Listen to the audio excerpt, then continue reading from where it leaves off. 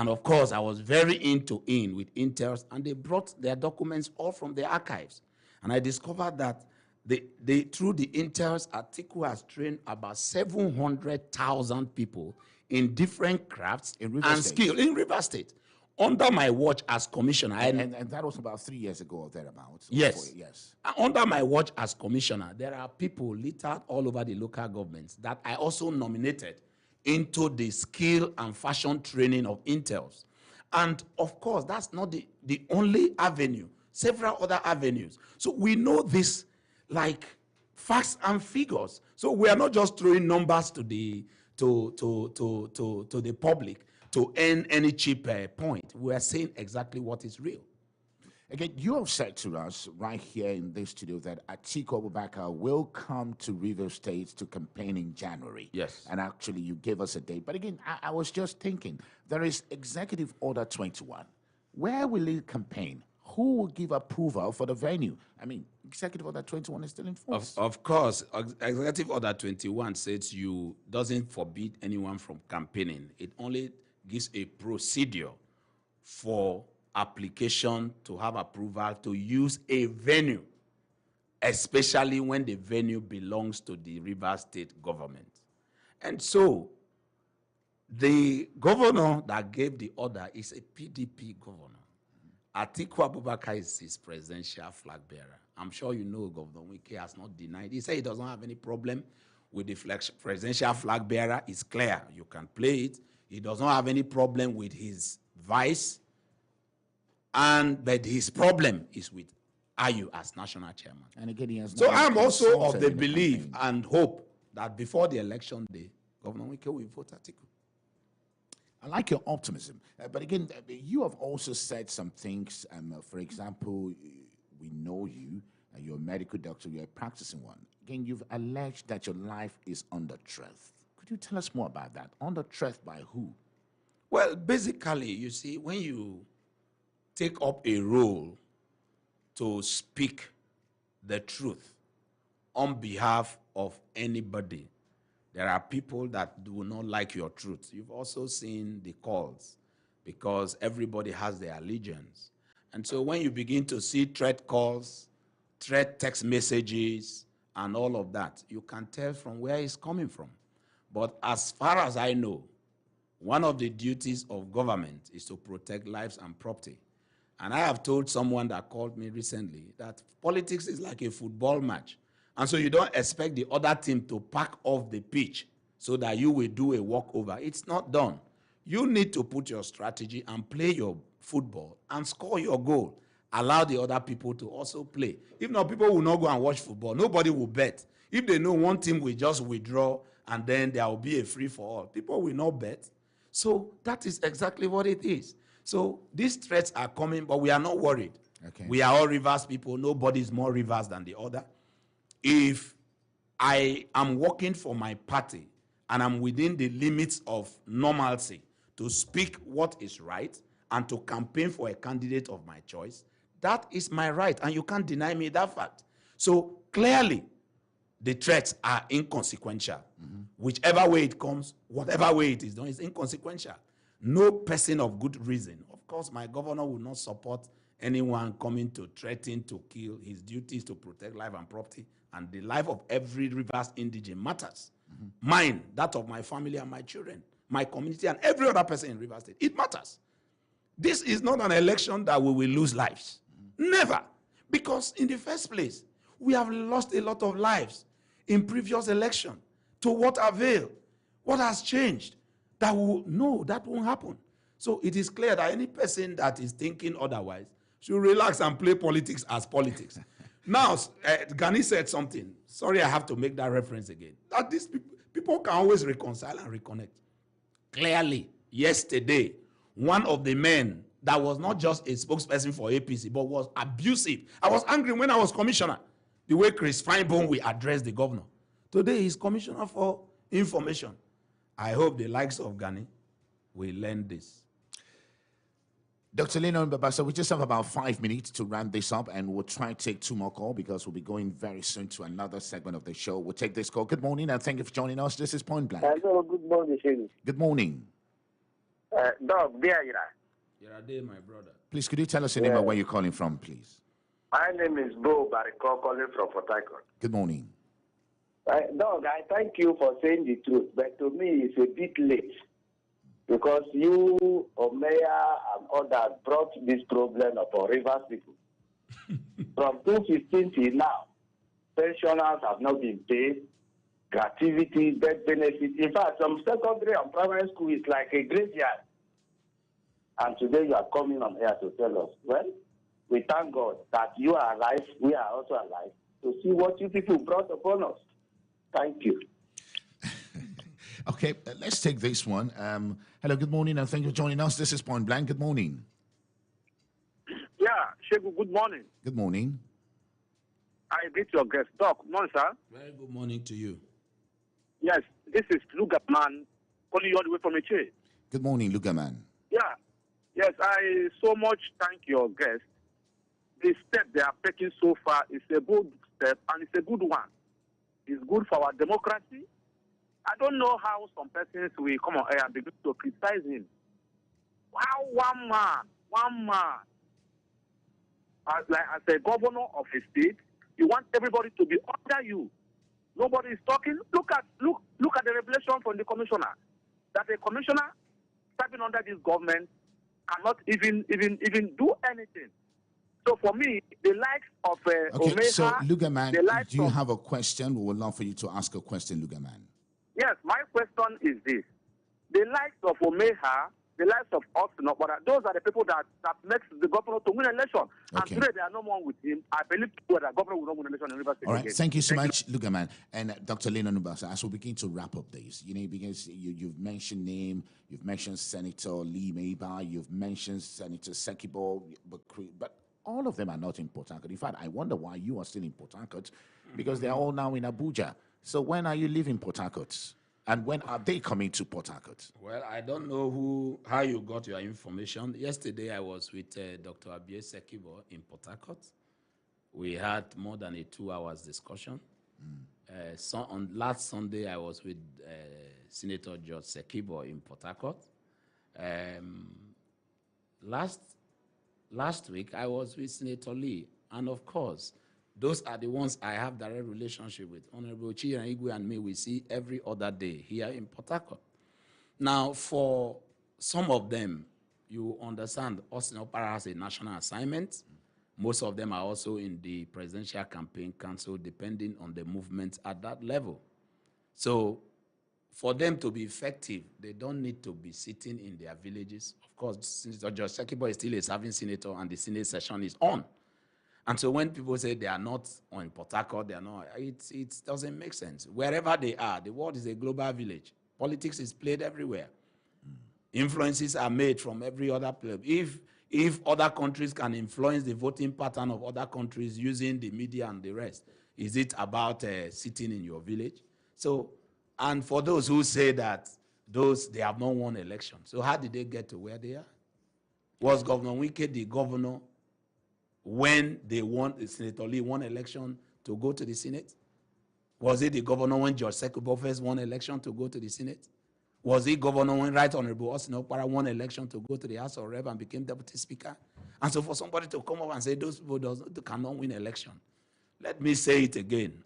Monkey smart, now because 3 near 3.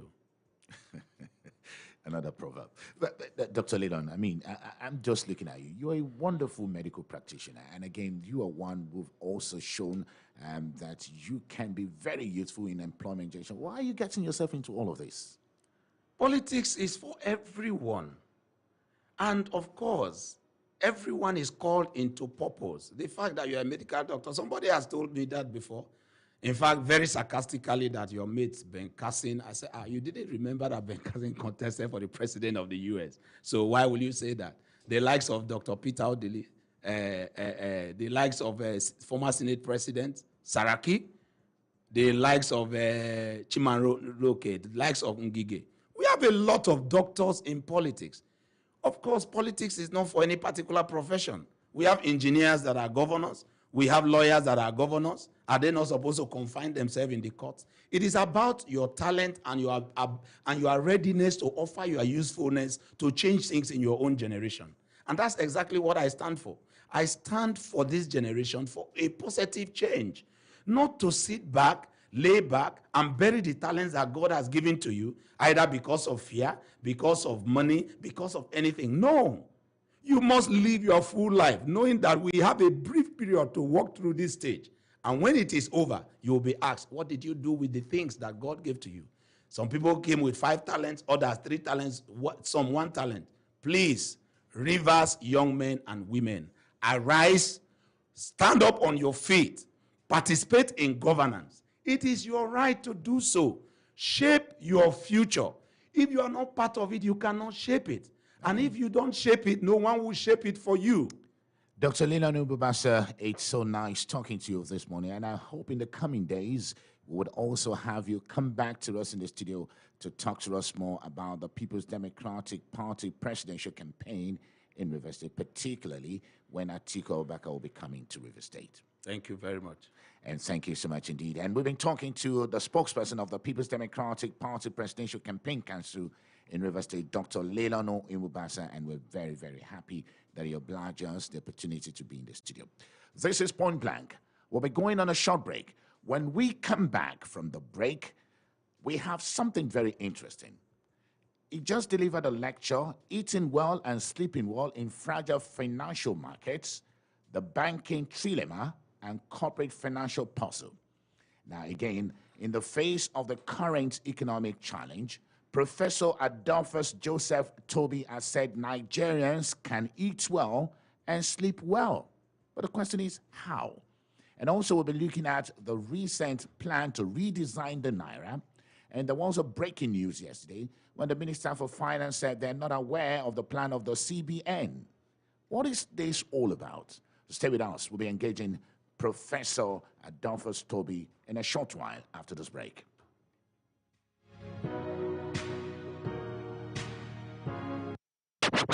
On air and online, this is Super FM, Nigeria's #1 lifestyle talk and urban radio station. Many years ago, I fell in love with jazz music after listening to the amazing sounds of Grover Washington Jr. Get ready for the biggest jazz show on radio with the senior advocate of smooth jazz, C.C. Johnson, every Thursday, 7:15 to 8:15 p.m. here on Super 93.3 FM. Don't wait to be told.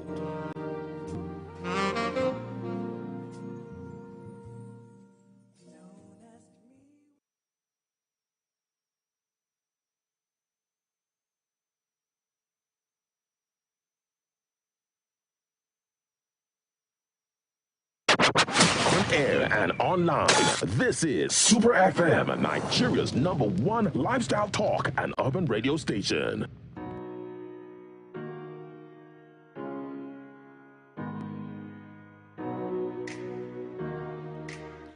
And thank you so much for staying on Super 93.3 FM Port Harcourt. And we have another segment of the show, and we'll stay away from politics a bit, but definitely we'll be concluding with politics. And this time around, let's look at the economy. Eating well and sleeping well in fragile financial markets, the banking trilemma and corporate financial puzzle, as well as the recent decision by the Central Bank of Nigeria to try to redesign the Naira note. What are the implications of all of these on the average Nigerians? And how can Nigerians eat and sleep well in the face of this fragile financial market we have? And joining us right now, we have a professor of banking and corporate finance from River State, Professor Adolphus Joseph Toby. Professor Adolphus Joseph Toby has a BSc, MBA, PhD, River State University, and also is a professor of banking and corporate finance. Professor Adolphus Toby, good to have you join us virtually on Point Blank this Saturday. Thank you, and good morning. Let us begin with your 81st inaugural lecture with the topic Eating Well and Sleeping Well in Fragile Financial Market. This is a very interesting topic. When I saw the topic, I was like, I mean, eating and sleeping well in a fragile financial market. So again, what is the kernel of that topic?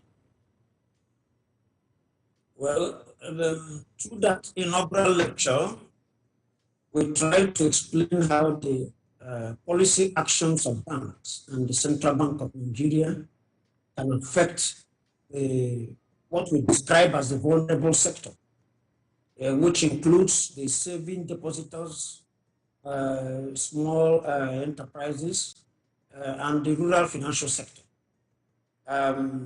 We also tried to explain how a robustly liquid and profitable banking sector did not translate to the real income, a very robust real income for depositors, and also constrained rural financial intermediation, including access to credit and finance by small and medium-scale enterprises.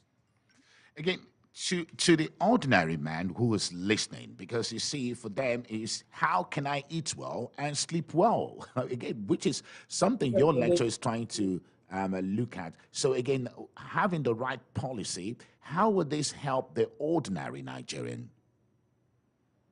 Yes, what we are saying is that by the conduct of their financial policies, which in this context include monetary policy, fiscal policy, and regulatory policy. That is what we call the policy trilemma. The Central Bank of Nigeria, in conjunction with the banks, have failed very clearly to help the vulnerable sector eat well and sleep well. But the empirical data we produced have shown very clearly that the banks over the years have been eating well and sleeping well. Again, you see, this is a time that even the Central Bank of Nigeria is in a very, very critical position, because I also know that the Senate is planning to whittle down the powers of the Central Bank of Nigeria by trying to amend the Central Bank of Nigeria CBN Act of 2007. A lot of people believe that perhaps the governor of the central bank with a lot of powers and some of the policies coming out from the Central Bank of Nigeria are politically motivated and not necessarily for the ordinary man. Now, you as an expert on financial issue and a professor of banking, talk to us. How do you think the central bank can be made to function optimally and also to come up with policies that would ensure that the ordinary man eats well and sleep well, according to your lecture? And again, would you also support the move by the Senate to amend the Central Bank Act of 2007? As far as I'm concerned, that amendment is not object-based. It is highly personalized. And I'm not sure the Senate understands the issues involved in optimal central banking. In fact, they should withdraw that move, because coming to amend the section of the CBN Act 2007, where you want to remove the governor of the Central Bank of Nigeria as the chairman of the board of directors, it's not the issue. The Central Bank of Nigeria was established to achieve certain objects, among which are monetary and price stability, and then soundness of the financial system. If you are amending the law to help them achieve these objects, it makes sense. But if it is seen as just mere vendetta, it doesn't make sense. In fact, what is needed actually is a council of regulators, because the Central Bank of Nigeria is not the only component of the safety net. We also have the Nigeria Deposit Insurance Corporation, we have the Securities and Exchange Commission, and so we should see this amendment holistically. We should tinker with the CBN Act 2007 to help the CBN realize these objects, particularly with respect to monetary and price stability, and then the soundness of the financial system. Then look also at the NDIC Act 2006, which has been with them for years. And it appears some people are suppressing the amendment of the NDIC Act, but they're also a critical component of the safety net. What about the Investments and Securities Act? We also need to strengthen the Securities and Exchange Commission as part of the safety net. So the amendments should be holistic, not just talking about persons. Because Emefiele is there today as the governor, another person can be there tomorrow as the governor. So we should forget about persons. We should forget about an action that will take away the independence of the central bank. But Shebu, the real issue is that the management of these policy variables, which constitute the policy trilemma, is under a threat, because you can see that there is no harmony between the governor of central bank and the minister of finance. And so how do we expect the policy to pay off positively on the common man, who is expected also to eat well and sleep well? Because again, that is very, very critical, Professor Toby, because the ordinary Nigerians want to eat well and sleep well. But again, those who are critics of this current CBN governor believes that many of the policies of this CBN governor has brought hardship to the ordinary Nigeria. I mean, for example, just yesterday, and which you have also alluded to, the Minister of Finance, Zainab Ahmed, disowned Naira designing, and in the word of the minister said the ministry was not consulted on the new monetary policy announced by the central bank to redesign 200, 500, 1,000 Naira notes with effect from December 15. Again, these are the things we're talking about. How can the ordinary man sleep well and eat well when central bank at its own will come up with policies and without even consulting the executive? Yes, if you read the Central Bank of Nigeria Act 2007 very deeply, you will discover that the Central Bank of Nigeria does not owe anybody any explanation to issue a currency for the country. And so, well, we seem to have connection with the network, and we're speaking to Professor Joseph Adolphus. Go ahead, Prof. We're listening, sir. Are you there? Yes, we're with you. Go ahead, sir. Yes. When it becomes a matter of public interest, definitely the central bank is expected to consult widely, which it didn't do. But one of the objects of the Act empowers the Central Bank of Nigeria to issue policy. And so what they are doing is in line with the object of the Act. So, but the Minister of Finance coming openly to say what she has said, that she was not consulted and so on, should go and read the Act very well. But, it depends.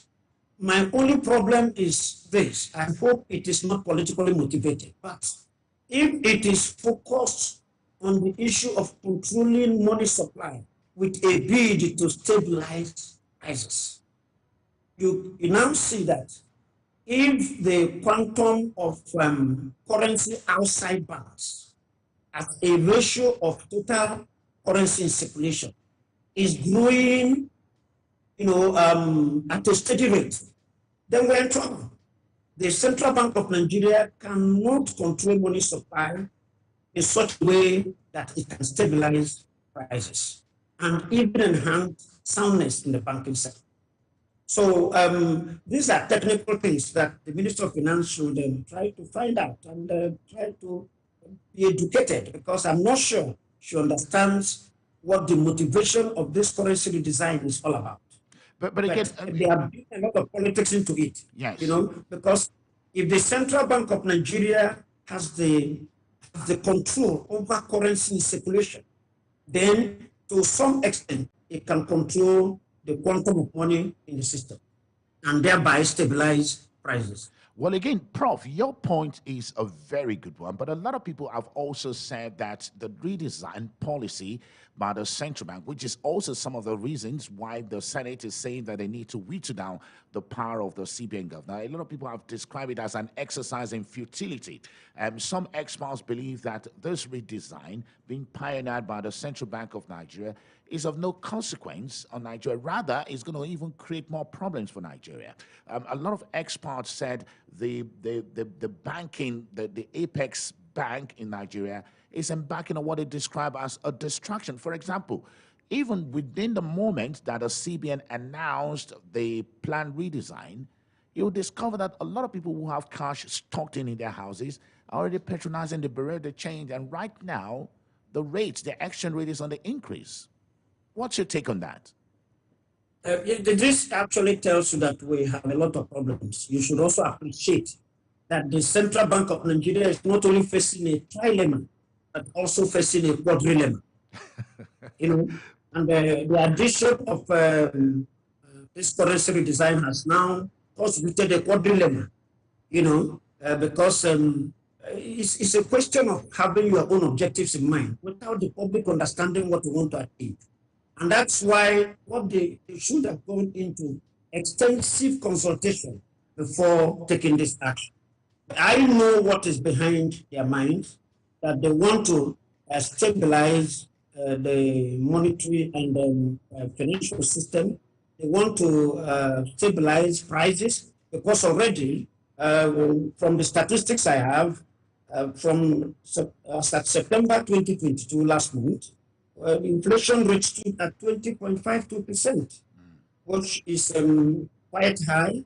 And I'm not sure the governor of Central Bank is eating well and sleeping well now, because in most organized economies and systems, he should have resigned. Even the Minister of Finance should have resigned with this high rate of inflation. You will agree with me that in the United Kingdom, we are now talking about 3 prime ministers in 1 year as a result of inflation rate jumping to 10% and predicted to be 11% this month by the Bank of England.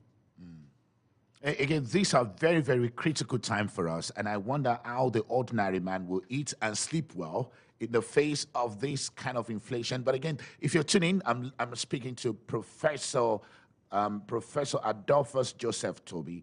Is a professor of banking and corporate finance. He's just done an inaugural lecture, 81st inaugural lecture, with the topic "Eating and Sleeping Well in Fragile Financial Market and Banking Trilemma and Corporate Financial Puzzle." Actually, the lecture of Professor Toby came even before the central bank announced the redesigning of the Naira, as if Professor is a prophet and is trying to look into the economic world prophetically. So again, we're asking him questions concerning that lecture and how the ordinary man can eat and sleep well in the kind of fragile economic situation we find ourselves.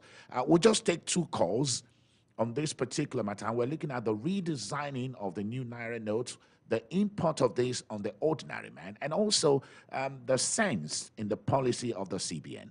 Let's just try to take 2 calls now. The number to call is 070-5079-1021 and 081-174-31021. We'll take this. Good morning and thank you for joining us. This is Point Blank. Oh, okay, we lost that. Let's take this. Good morning.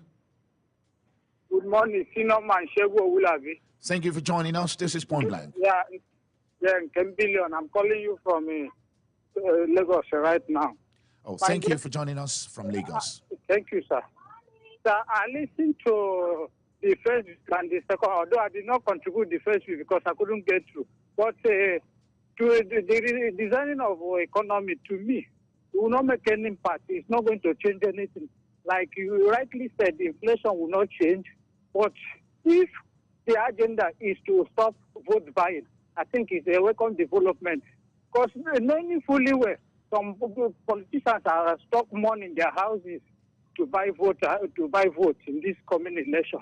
If doing so will change it, no matter the cost it will take to make sure we have a credible election, and they are welcoming. In as much as Ikoyi now, I saw a lot of people trying to change the money in dollars. Okay.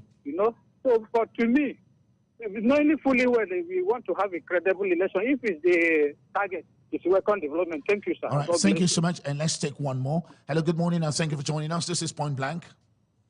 Good morning, the very distinguished Pastor Shegu of Labi. How are you doing this morning, sir? I'm doing well, and how are you? Tell us your name and where you're calling I'm from. doing great. I remain Temple Okere. Temple Okere, thank you. Yes, so wishing you a wonderful and a pleasant weekend. Thank you. I want to quickly ask, what is the economic importance of this redesign of Naira notes, the new Naira notes? What economic priority does it have in our economy? And when we're looking at the fall of Naira, the redesign in question, which the federal government has distanced themselves that they were not consulted, but I wonder how. So is it going to make our Naira more stronger now? Or the redesign, is it of no consequence to the value of Naira? And if I may ask again, looking at this redesign and the calling of COVID vote buying, how will it, contain the excesses of vote buying? Since the new Naira note will also be circulated according to them in December 15th. So Okay. is it not going to get to the hands of those persons that also will use it for the vote buying? All right, thank you so much. A whole lot of questions you've asked, but I'm going to allow Professor Toby to answer those questions. Again, those are the questions now of what economic importance is that to the ordinary man so that they can eat well and sleep well. Professor. Well, let me say clearly here that action by the Central Bank of Nigeria will end up keeping the banks more working liquidity without actually the ordinary man eating well and sleeping well. And so there is a timing problem there. But economically, we know that a well-designed policy on the issuance of a nation's currency can help the central bank to control money supply variables with a bid to stabilizing prices. I'm not sure the central bank is playing the script of any politician or any political outfit, and they ought not to do so. But there can be some temporary challenges, but my worry is that the central bank did not consult widely with the stakeholders before launching this redesign. Thank you. Now, Professor Toby, again, you are a financial expert, and of course, you are a professor of corporate banking. And if we look at this new policy, of course, it will control supply of money. And as you control supply of money, it means consumption will reduce. If consumption declines, it means production will reduce and employment will reduce as a result of laying off. And this also means that you're mortgaging effective demand for autonomous consumption. And this is capable of leading to criminality. This is my analysis. Do you agree with me? Because again, we're looking at how the ordinary man can eat and sleep well in the face of this fragile economy. Prof, can you hear me, sir? All right, we have Professor Joseph Toby joining us. Yes, can you hear me? Yes. Did you hear my analysis? I can hear you. Yes. Well, those things you are mentioning are variables too many to analyze. But I think that the issues on ground now have no direct relationship with the redesign of the currency. I'm not very sure that this fire brigade approach of trying to reduce the informal sector, contract the informal sector by taking currency outside banks into the banking system would actually help depositors and the sector I call the vulnerable sector. So what is really needed now is for the central bank to go back to the drawing board. That is what is needed now. Go back to the drawing board and then deal with the issues on ground by increasing the percentage of the monetary policy rate from 30% to 50%, which would enhance the income of the ordinary people, and also fighting hard to reduce inflation rate at least from 20.5% to say 15%. So the Central Bank of Nigeria must be working with statistics, and albeit the public is going this way because they have all the data, but they are not publishing it. They are not allowing the public to know. If you say you want to reduce the quantity of money in circulation outside banks by bringing everything into the banking system, where are the statistics? Publish the statistics. When you publish the statistics for the past 12 months, showing us currency ratios, showing us also the currency outside banks, then we'll be able to analyze or justify your action. And this is very, very critical, Prof, because again, when we begin to look at the impact of this policy, you're trying to bring all the cash into bank, the impact on rural entrepreneurs, because this is very, very critical for us, rural entrepreneurs and business people who are being involved in a cash-based economy. This is critical. What do you think the effect will be? Because we're looking at the ordinary man now. We're looking at the rural entrepreneurs and business people. Yes. In my opinion, the central bank should go back to the drawing board. In my opinion, they should go back to the drawing board. And let us actually assess the impact of this currency redesign policy on the vulnerable sector. The impact of this policy on depositors, on small firms, on the rural financial sector, and the economy at large. They need to acquaint us with some vital information. But let me say that it is their own right to issue or issue a currency according to the provision of the CBN Act 2007. But in doing so, they should consider that such a matter is of public interest. And so they have to consult widely. Well, fantastic. Fantastic. We'll be taking our final set of calls on this segment. And I've been speaking to Professor Adolphus Joseph Toby. Professor Adolphus Joseph Toby is a professor of banking and corporate finance. He's just presented an inaugural lecture, Eating Well and Sleeping Well in Fragile Financial Markets and the Banking Trilemma and Corporate Financial Puzzle. And he's talking to us about the policies that must be put in place by the banking sector in Nigeria to ensure that the ordinary people eat well and sleep well. And we've been talking about that. Let me just take this call now. Hello, good morning, and thank you so much for joining us. This is Point Blank. Hello, good morning. I'm Abdana calling from Gokana. Thank you for joining us. Thank you, Mr. Shedi. Actually, I want to commend the Central Bank of Nigeria. That policy of redesigning the currency will really, really settle the problem of inflation, especially when it comes to the area. Hello?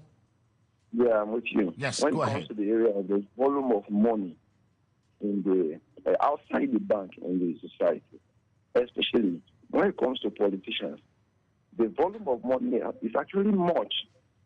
In fact, it's even about 50% of what is there in the bank. So it will really, really contribute in reducing, at least helping the central bank to control the monetary flow in the society. Okay, fantastic. Thank you so much. And one more call. Hello, good morning, and thank you for joining us. This is Point Blank. The very distinguished Pastor Shegu, one question, just in one sentence. Yes. Please ask your guest, what is this new Naira note going to do that this old Naira note is not doing for us at this point in time? Very important. All right, Prof. Yes. Prof, I believe that you heard Temple Okere is asking the redesigned Naira note, what will he do that the old design Naira notes will not do for us? Well, what the central bank is simply telling us is that the banking sector or the banking industry is limited in bringing in the quantum of money outside banks into the banking system. That is what the central bank is telling us. And so, although the data, the statistics are not available, I believe that if they publish the statistics, we may have a trend of growing ratio of currency outside banks, at least over time, within the last 1 year, that would have motivated this kind of action. But albeit I have said earlier that since this is a matter of public interest, the central bank should go back to the drawing board because it should be beneficial to everybody. It should be beneficial to the ordinary people, beneficial to the vulnerable sector.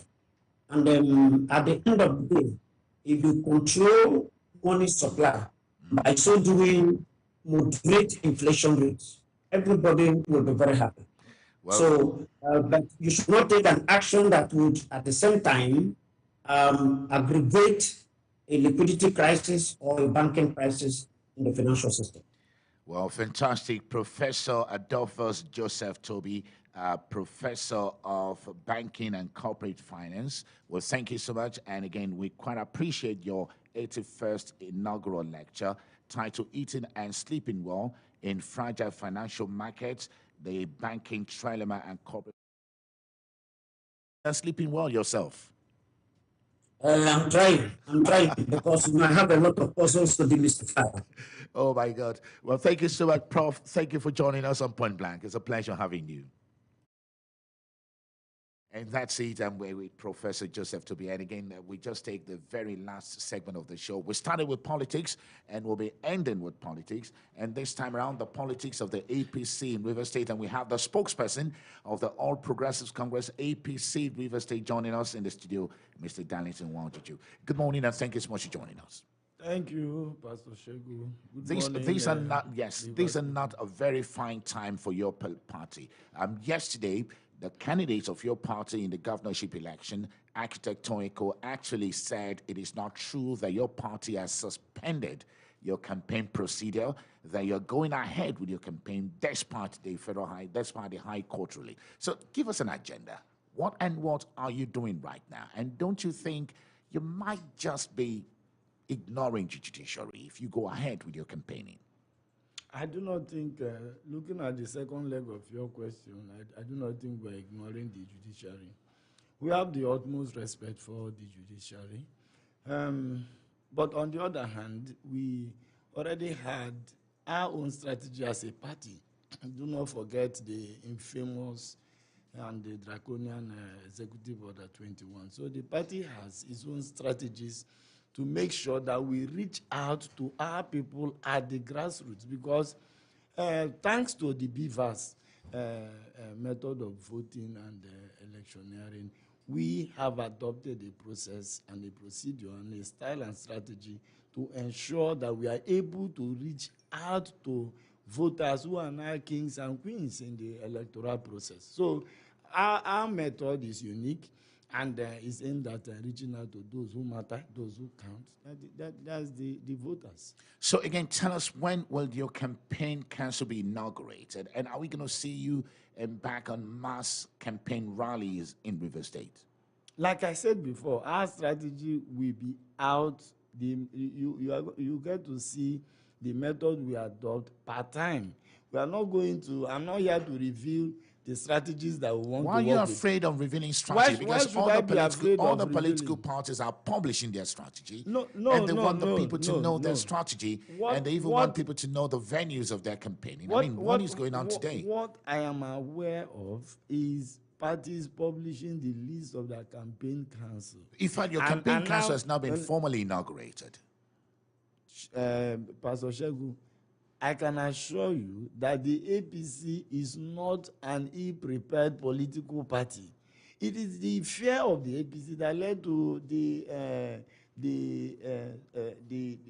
concoction of the so-called Executive Order 21. It is the fear of the popularity of the APC that has led to the plethora of court cases that we have today in up to 5 courts in River State. It is for the fear of the APC not forming government in 2023. It is for the fear of the APC not repeating what possibly could lead to the breaking of a jinx in Rivers politics. Because, come to think of it, we have an unpopular administration in River State with unpopular policies. And so we are not afraid of revealing our party programs. We are not afraid at all. If you follow with what our governorship candidate is doing, he's all over the media space, talking to the people of River State, talking to the people who matter, explaining his ideas and his thinking and philosophy of life and governance. So who should we be afraid of?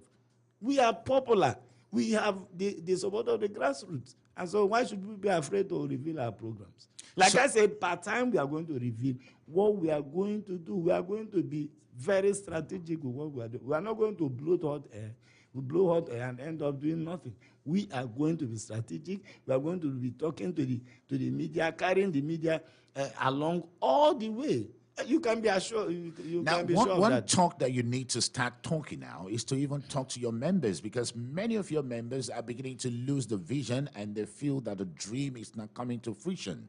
Don't you think so? Now, I do not think so. The members of the APC political party are the most resilient set of supporters you can find anywhere in this country. They are the most resilient. They are persons who believe in the philosophy and the ideologies of the political party. Do not forget that the leader of this party in Rivers State governed this state and did excellently well. Went on to become Minister of the Federal Republic of Nigeria and came out with gallants. And so those who are members of this party are persons who believe in the ideologies of this party, who could go any length, legally speaking, to support and see to the growth and the prosperity of our political party. People use their own monies to organize shows, organize programs, organize events for this political party. This is one party that people, members of the party, do things with their own money. They do not do it because anybody anywhere is bringing money or with any promise of any enticement whatsoever. So we do not believe in prebendalism. We do not believe in mercantile politicking. We believe that politics should be service to the people, to humanity. That is why most of us are in this business. We are not here so that we can look at our bank accounts. Not at all. Well, fantastic. Darlington Waju is the spokesperson of the APC in River State. And of course, the APC in River State is currently having some challenge. And the candidate of the APC in River State, Architect Toyeko, said it is not true that the APC has suspended its campaigning. It actually said everything is going on plan. And we are asking Darlington Waju, what actually is that plan? And how come we've not been seeing APC on the streets in Port Harcourt? And he has just explained to us. We'll try to see if we could just take one or two calls, and we'll be asking him some questions. Hello, good morning, and thank you so much for joining us. This is Point Blank. Good morning. Good morning. My name is Blessed from Malo. Good. Thank you for joining us. I'm saying I'm greeting your guests here.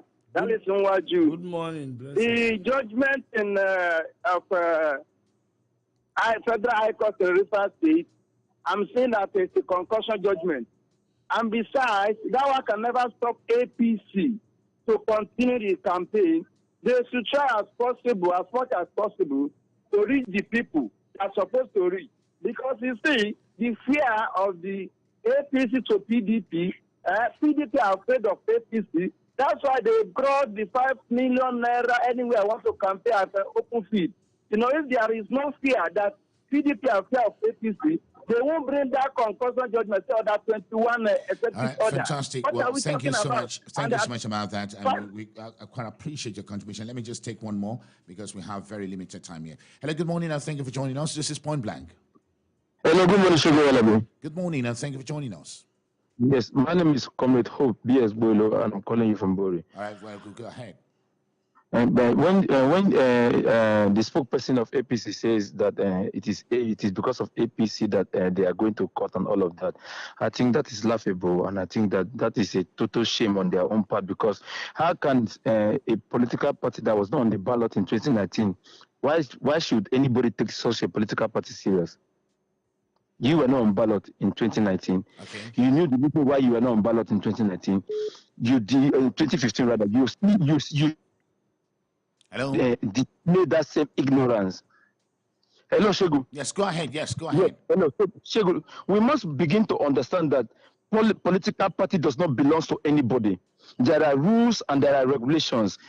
If the process is right and the procedure is wrong, it it condemns the whole process. All right. When you were busy conducting your primary, excluding some legitimate members of the party from the primary, and then you are not coming on air today to say that, that it is because of APC that let's leave it at that, and let's leave it at that. And I thank you so much for making your point. Again, those are issues. But again, the candidates of your party clarified while speaking that the party followed the process to conduct its primaries. It also said that the party did not exclude any member of the primaries. That is a very big one you need to convince, and you need to state that in court. But again, for the purpose of this program, the candidates of your party said what is happening is being sponsored by some political parties to remove APC from the ballot. Again, who are these political parties, and why would they want to remove you from the ballot?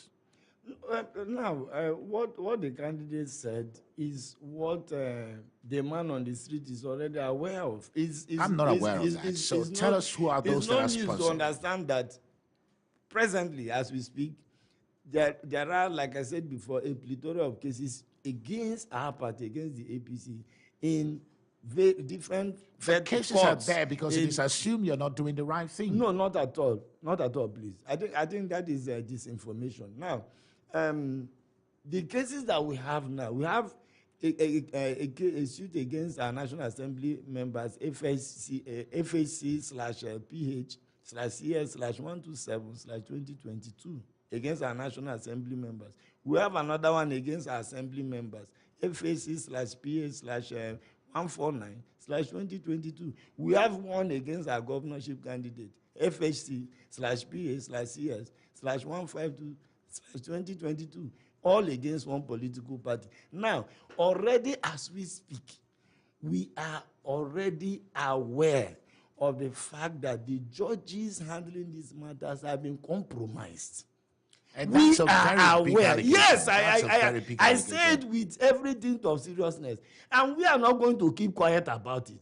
Because when you see that a segment of the judiciary have given themselves for prebendalism, it is shameful. When you see persons who do not have any business, let me say this, because of what the last caller said, for the benefit of those who do not know, it's not enough to call into a live show to begin to talk about things you are not completely aware of.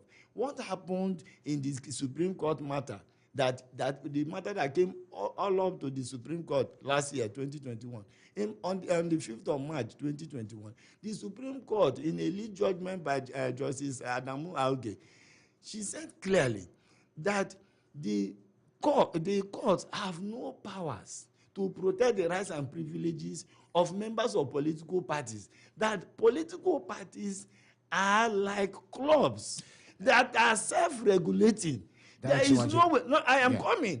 In order to clarify some of these issues, there is no way a lower court can come to override the Supreme Court of Nigeria. It is not good. That's why you hear people with every dint of finality tell you that the higher court will throw away whatever the federal high courts in Port Harcourt are doing to the APC. These things are planned. These things have been paid for. The judgments have already been written against the APC. And we are saying it so that persons who have reasoning can reason along with us and understand what is happening in River State. All targeting and making this state a one-party state, which is not possible. It's not going to work. Just one last question, which I want you to answer in 30 seconds because our time is up. Will your party be on the ballots in the March 11 government election? I say with every amount of seriousness that the party APC will be on the ballot in 2023. What happened in 2019 can never, ever repeat itself. I say so as a child of God too, because whatever happens must have the imprimatur of the Almighty God. So I will say by the grace of God, the APC in Rivers State will contest the 2023 elections, and our candidates will come out victorious. And let's leave it at that. Darlington Wanjijo is the spokesperson of APC River State. In the coming days, we'll be talking about to you. And thank you so much. And that's it on Point Blank this Saturday. Well, thank you for staying with us. Don't forget, stay with other programs on Super FM. And don't forget to join us on another edition of Point Blank next week. Good morning.